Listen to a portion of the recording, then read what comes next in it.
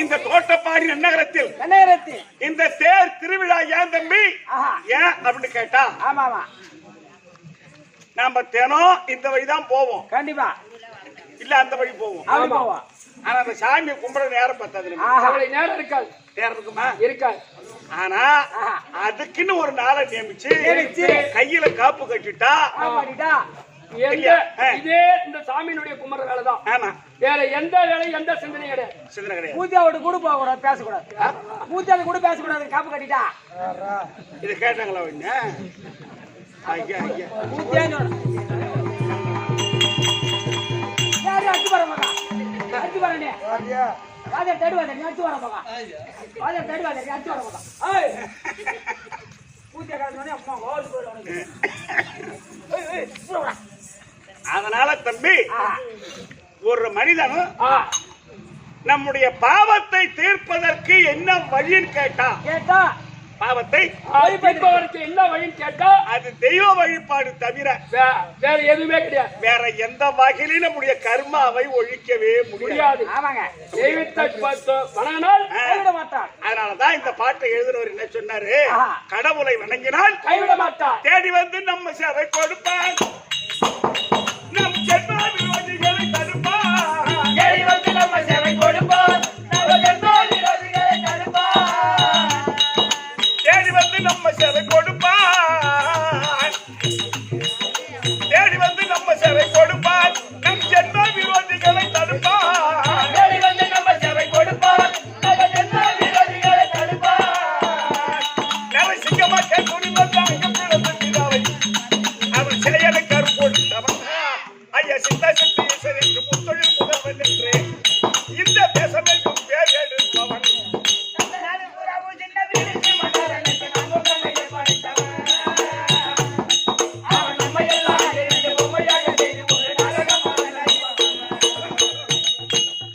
அந்த மாதிரி தம்பி கடவுளை வணங்கினால் கைவிட மாட்டார். அதற்குத்தான் நம்முடைய பாவத்தை ஒழிப்பதற்கு தான் தெய்வ வழிபாடு. அந்த காலத்திலேயே ஒரு கிராமங்களில் இந்த தெய்வ வழிபாடு செய்து இந்த மாதிரி தெருக்கூத்து வைப்பது. தெருக்கூத்துல தான் உனக்கு நல்லதை கெட்டதை தெரிஞ்சுக்கலாம். ஆமா, புரியுதா? அப்ப பாவத்தை ஒழிப்பதற்கு வேற எந்த வழியும் கிடையாது. அப்போ நாம ஏற்படுத்துறது கிடையாது இதிகாசம். இதிகாசம் என்பது என்ன? ஒன்று மகாபாரதம், ஒன்று ராமாயணம். ஒன்று மகாபாரதம், ஒன்று ராமாயணம். ராமாயணம் எதற்காக நடந்தது? மகாபாரதம் எதற்காக நடந்தது? ஒரு ராமாயணம் ஒரு பெண்ணுக்காக, மகாபாரதம் அந்த மண்ணுக்காக. பாண்டவர்கள் கேட்டதில்ல மண்ணு, சபையில் பங்க போது கண்டாள் பெண்ணு. பாண்டவர்கள் கேட்டதில்ல மண்ணு, சபையில் பங்க போது கண்டாள் பெண்ணு. பாண்டவர்கள் கேட்டதில்ல மண்ணு, சபையில் பங்க போது கண்டாள் பெண்ணு. அன்று பச்சில பழுத்தமாக வைக்கிற கொடுத்து மகாபாரத போரை முடித்தவன் பூமி பாரதீர ராமசாமி பாட்டு பாட பாட்டவருக்கு அவன் பட்டாபிஷேகம் கொடுத்தவன்.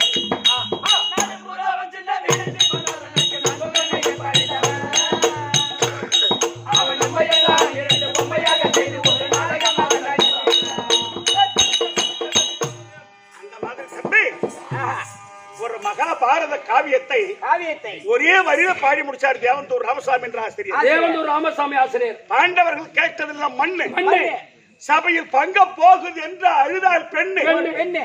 அன்று வஸ்திரப்படுத்த மாலாத வஸ்திரம் கொடுத்து மகா பாரத போரை முடித்தவன் பூமி பாரதீர ராமசாமி பாட்டு பாட பாண்டவருக்கு பட்டாபிஷேகம் கொடுத்தவன். ஒரு பிரமாதமான ஒரு பாட்டு. மகாபாரத காவியத்தை ஒரே வரியில சொல்லிட்டாங்க. அந்த மாதிரி புலவர்கள் எல்லாம் இந்த பூமியில வாழ்ந்திருக்காங்க இல்லையா? நாம அதை போல கற்றவர் இல்லை. ஏதோ நமக்கு கொஞ்சம் தெரிஞ்ச வரை அபிப்பிராயத்தை சொன்னாங்க. கற்றது கையளவு. உண்மைங்க, பழமொழி சொல்லி இருந்தாங்க. மண்ணுதான் தின்ன போறான், கையளவு பார்த்துதான் போக போறோம்.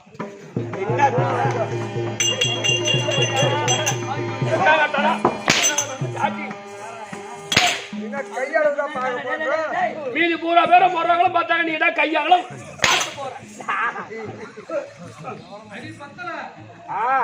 குத்துருக்கு வந்து நீ கொடுத்தா தானே கோட்டை சிந்தாடி வாங்க முடியும். டேய், ஏதானா ஒண்ணு சொல்லி இந்த பையன் ஆமா. கட்டது கையா கற்றது கருத்தளவு. கட்டது கருத்தளவு. நீ நுண்ணிய நூல் பல கற்ற போதிலும் நுண்ணிய நூல் பல கற்ற போதிலும் தன் அறிவே முன்னிற்குமா? அறிவே முன்னிற்குமா? நீ அம்மா படிச்சிருக்கலாம். ஆமாங்க. சபைக்கு சபையில பேச வந்தா என்ன பேச வருதோ நீ என்ன நினைக்கிற அதுதான் பேசலாம். கண்டிப்பா. கண்டபடி பேசுற ஒரு பைத்தியக்காரன் சொல்லுவான். இப்படி அதனாலதான் தம்பி கற்றது கருத்தளவு, கருத்தளவு, கற்காதது உலகளவு. உலகளவு. ஒற்றை கலைமடந்தை ஓதுகின்றால் இன்னும் இன்னும் மெத்த விருப்பத்திய கூற வேண்டாம். எறும்புக்கும் எஞ்சான் உடம்பு அதன் கையால் அதற்கு உண்டு அவை பிராட்டி சொன்னாங்க. அதே போல இது எங்களுக்கு தெரிஞ்ச வரை நடத்த வந்திருக்கிறோம். அதனால் நாங்கள் நடத்தக்கூடிய நாடகத்தில் எவ்விதமான பிழை இருந்தாலும் எங்க 16 பேரையும் உங்கள் வீட்டு பிள்ளை போல் பாவித்து எங்களை பொறுத்து அங்கீகரிக்குமாறு உங்களை இரு கரங்கூப்பி என் சிறந்தாழ்த்தி வழங்குகின்றேன். வணக்கம். இன்று இரவு நடத்தக்கூடிய நாடகம் யாது என்றால் இன்னைக்கு ஒரு பெரிய நாடகம் தான். இது பெரிய நாடகம். ஆமா. 13ஆம் நாள் சண்டை. 13ஆம் நாள் சண்டை. அபிமன்னன் கொன்றமாலை சூழ்ச்சி. அபிமன்னன் கொன்றமாலை சூழ்ச்சி ஒரு மகாபாரதத்துல சிறந்த கதை. ஆமாங்க. அது தேவராப்பட்டினத்து ராஜகோபால் எழுதின கதை. கதை நாடகம் எப்படி? 13ஆம் நாள் சண்டை. 13ஆம் நாள் சண்டை. அபிமன்னன் கொன்றமாலை சூழ்ச்சி. அபிமன்னன் கொன்றமாலை சூழ்ச்சி. இந்த நாடகத்தில் 25 வரை 13 நாடகம் ஆடணும். என்னைக்கு ஆட போறோம். 13 நாடகம் ஆட போறேன். ஏய் அப்பா அப்பா.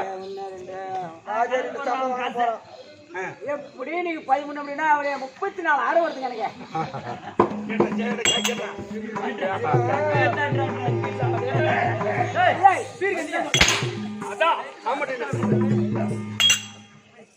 அப்பா அப்பா நேத்து ஒரு ராத்திரி இன்னைக்கு ஒரு 13 மழை வச்சு அதுக்கு எது இல்லையா? அதனால் 13ஆம் நாள் மொத்தம் 18 நாள் சண்டை. ஆமாங்க. இந்த 18 நாள் சண்டையில 13ஆம் நாள் அமர் அபிமன்னன் கொன்றமாலை சூழ்ச்சி. இந்த நாடகத்தில் 25 வரக்கூடிய அஸ்தினாபுரத்தில் எந்த துரியோதன மன்னன் தற்பார் அன்னவரால் மற்றவரும் அறியலாம். துரியோதன மன்னன் தற்பார்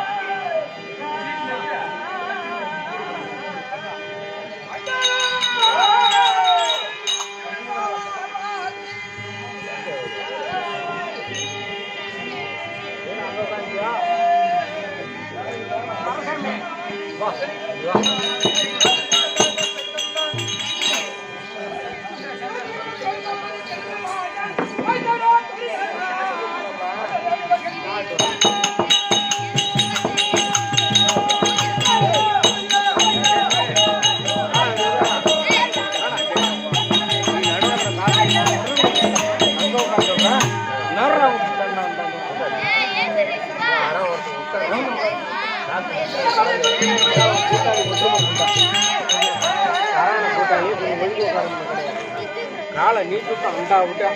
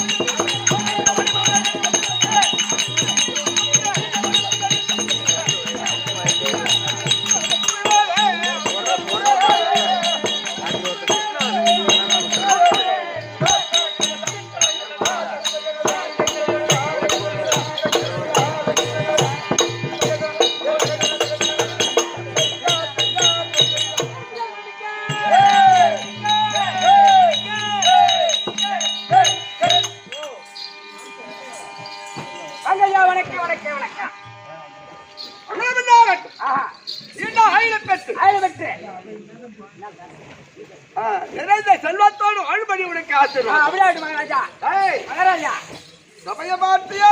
சபையை பார்த்தேன். சபையை பார்த்தால் எப்படி தோற்றப்படுகிறது? லட்சுமி கடாட்சிபுர சபை, லட்சுமி கடாட்சிபுர சபை, அமைதியான சபை. ஆனா இன்னைக்கு மேகராஜா கட்டெடுப்புனால கொஞ்சம் சபையை கொஞ்சம் அசைவத்து இருக்கு. ஆமா ஆமாங்க, பாவம் யாரையும் ஒருத்தர் மேல மூத்த வர்றான். அது இருந்தாலும் இருக்கட்டும், போக போக சரியாயிடும் கண்டிப்பா. சபையை பார்த்தால் ஜலதாரம் விழுங்க நீரும், விழுங்க நீரும். தாரணம் தன்னை சேர்ந்தால் தன் புலவர்ந்து வருப்பதுண்டா குறைக நலத்தை நீரை. ஆமாங்க, புலவர்கள் சபையை கூடி உண்டாலும் ஏற்றினாலும் நலமென்று வருப்பதுண்டு. அபிதான் ஒரு பெரியோர் குற்றம். இவனுக்கு என்ன விளக்கம் புரியுது? ஒண்ணு விளக்க புரியலங்க. ஆகாயத்தில் வேகம், வேகப்படலாம். வேகம் திடல் திடல் திடல் திடல் கூடி நிற்கும். அப்படி வேகம் பிறந்தால் இந்த மாதிரி மழை வச்சிருக்கும். அதனாலதான் சபை கொஞ்சம் அசைவத்து இருக்கு. பக்கத்தூர் கூட முறை வந்திருக்கும். பக்கத்து வீட்டுல எல்லாம் சரி, அப்படி மழை வச்சிட்டால் எப்படி வச்சிக்கும்? ஐயா மேடு பள்ளமின்றி பள்ளமேடின்றி ஆமா நிரந்தரமா மழை வச்சு கண்டிப்பா. மழை வச்சிட்டால் ஜலமானது பெருகி உடுத்து திரண்டு வாய்க்கால் வழியாக ஓடி வரும். அந்த ஜலம் எப்படி இருக்கும்? அது அசுத்தமான ஜலமா இருக்கும். அது அசுத்தமான ஜலம். ஆமா. வாய்க்கால் வழியாக வருது அல்லவா? ஆமாங்க. ஆனால் வாய்க்கால் வழியாக வந்து ஆழியாக சமுத்திரத்தை தேடி செல்லுமா? கடலை தேடி அது ஆறுக்கு சென்று ஆறிலிருந்து இருந்து கடலுக்கு செல்லும். ஆனால் அங்க இருக்கக்கூடிய ஜலம் அது பரிசுத்தமான நீர். இந்த அசுத்தமான ஜலம் தேடி அங்க போகுமா? தேடி அங்க போகிறது. போன உடனே அசுத்தமான ஜலம் வருகிறது. அப்படி என்று வேண்டாம் என்று இருக்காது. அது ஏன்? அது நம்மளுடைய இடம் கெட்டு நொந்து வருகிறது.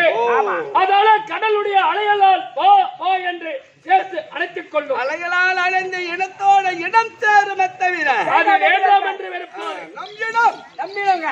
இனம் வருகிறது. அப்படி என்று இடத்தோட இனம் சேர்த்துக் கொள்ளுமே தவிர வேண்டாம் என்று வேண்டாம் என்று வெறுக்காது. அதை போல் கடலை போல வந்திருக்கின்றார் பெரியவர்கள். எவ்வளவு அமைதியாக அடக்க ஆச்சாரத்துடன் அமைதியாக அமர்ந்திருக்கிறது. இரண்டாவது இரவு நல்ல முறையாக நடந்தேறி வருகிறது. நேற்று சோலையம்மன், இன்றைக்கு ஊர்காக்கும் தேவதை முத்தட்ட மகமாரி அம்மன் பத்து வருஷத்து சமய 16,000 காட்சி தரக்கூடிய 51 அச்சியாகத்தான் அமர்ந்தருளிய அப்பா மகமாரி அம்மன் அம்மாவுக்கு இன்றைக்கு நாடகம். அதுக்குதான் அம்மையார் சொன்னார், எப்படிங்க? கோவிலில்லா ஊரில் குடியிருக்க வேண்டாம். கோவிலாத ஊரில் குடியிருக்க வேண்டாம் அப்படின்னா 4 வீடு இருந்தாலும் சரிதான், 4000 வீடு இருந்தாலும் சரிதான். அது ஊர் தானே.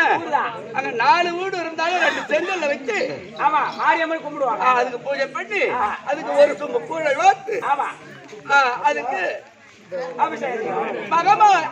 மாறி என்று பெயர் வைத்து அதை கூடுவார்கள். அப்பேற்பட்ட கோவில் எல்லாம் ஒரு அப்படி ஊர்காக்கும் தேவதை அம்மாவுக்கு பேர். ஆனால் அப்படி இருந்தாலும் அம்மாவுடைய அடையாளம் சபையை பார்த்தால் எவ்வளவு அமைதியாக நாட்டாமைக்கு அண்ணன் தலைவர் அண்ணனுடைய பாதத்திற்கு நாடக கம்பெனி அனைவருக்கும் பார்த்தார் அவர்களுக்கும் உனக்கு எதுனா கேட்டு வாங்க மாட்டேன். ஓஹோ அது பெரியவர்களை பார்த்து அவர்களா பார்த்து காலையில 6 மணிக்கெல்லாம் அப்படி இல்லடா, வரவேற்பு வரவேற்பு வாரி வாரி வாரி வாரி அப்படியா? சரி, அது அப்படி இருந்தாலும் இருக்கு. எனக்கா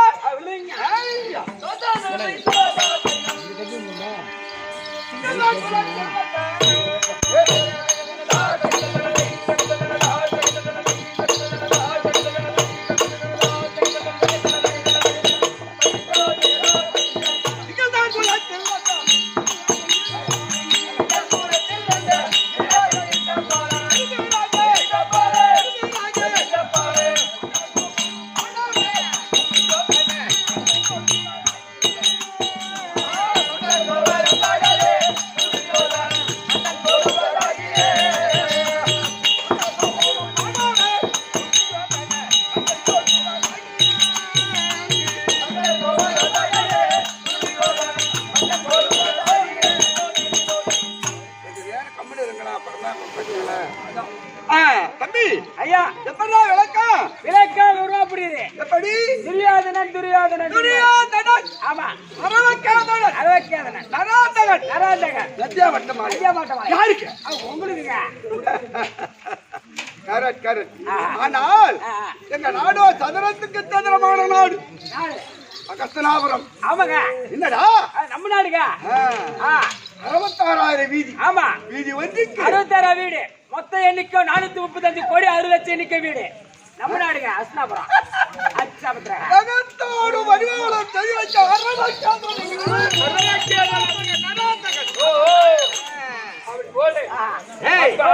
நான் என்ன மகன் உடனே எங்க அப்பா திராட்டி மன்னன் திருதுராட்டி மன்னன் திராட்டி மன்னன் அது திருதுராட்டிக மன்னன். ஆனால் ஜாதகம் அடித்தார் எனக்கு. நல்ல நேரமா கட்ட நேரமா? கழுத வண்டி பார்த்தா. ஆமா. ஆனால் பொறுத்த நேரம் தெரியுமா? எப்படி? அடா அடா அடா அடா அடா நல்ல நேரம். அந்த மாதிரி நேரம் ஒருவருக்கு கிட்டாது. ஆமாங்க, எல்லாருக்குமே ஒரு நேரம் வரும். ஆனால் உனக்கு முன்ன வந்தா எனக்கு பின்னாடி வரும். என்னது பின்னாடி நேரம்? அப்படி சொல்லு. ஆனால் ஆகாயத்திலிருந்து ரத்த மழை பெய்ததாம். ரத்த மழை அதோடு மட்டுமல்ல, எலும்பு கூடு தப தப தப தப தப தப தப எலும்பு கூடு பிறந்த நேரத்தில் ஆகாயத்தில் ரத்த மழையா பெய்கிறது. ஆமா, மண்டவோட எலும்போட பெய்யுது. ஆமா. ஆனால் போதும் அப்படியே கோயில் மறைச்சிட்டீங்க பத்தியா. என்றைக்கு நான் ஜனனமானனோ ஆமா, அன்றைக்கு விஷமில்லாத ஜீவ ஜந்துக்களுக்கெல்லாம் விஷம் உண்டாயிற்று. ஏறிவிட்டது. ஆமா. ஆனா ரத்தம் இல்லாதவர்களுக்கு ரத்தம் கொடுக்கலாம், எலும்பு இல்லாதவர்களுக்கு எலும்பு கொடுக்கலாம். அப்பேற்பட்ட நல்ல நேரம். ஆனா இந்த தர்மராஜ பிறந்த உடனே அவன் கிடக்குறான். ஊமை பையன். யோசிச்சு பசங்க பூமாரி போய் ஐயோ. ஆனால் தர்மர் பிறந்த உடனே தேவரெல்லாம் பார்த்து அது புஷ்ப மழை பெய்தார்களாம். ஆனா ஐயா பிறந்த உடனே ரத்த மழை பெய்ததாம். குச்சி போடுறது. ரத்தம்லாம் எலும்புலாம் குச்சி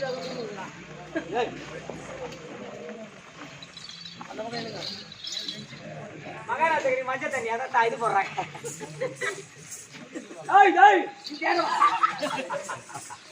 நீ உள்ள போப்பா, நீ அது போப்பா. இருயா சுத்துவாங்க, இரு இல்லையாமா சுத்துறாங்க. உள்ளபடி எவ்வளோடா உள்ளபடி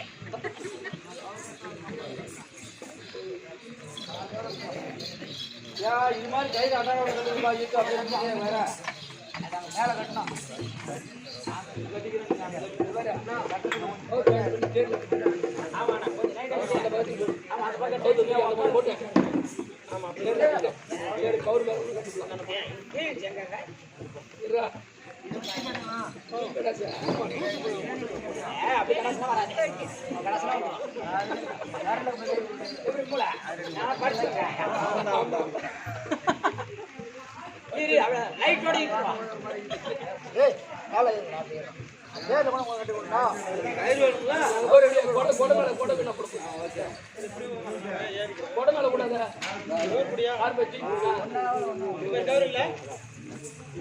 மேல கட்டணும். லைட்டோட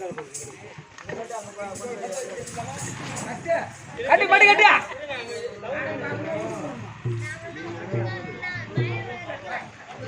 என்ன சொன்னாங்க?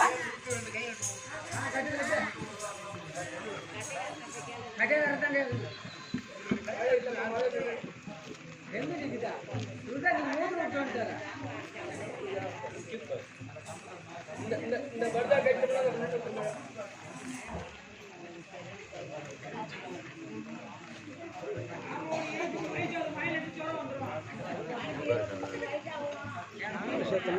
நடைப்பயணம் போய் பயணம் வந்து அப்புறம் உட்காரு அவ்வளோதான், வேற ஒன்றும் பண்ண முடியாது.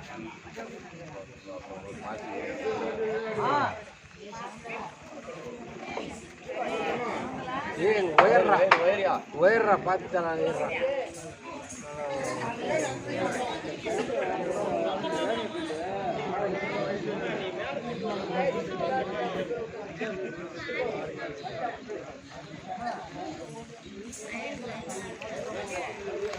அந்த சேஞ்சி மாத்திர வயிறு இருக்கிறாங்க கட்டுனா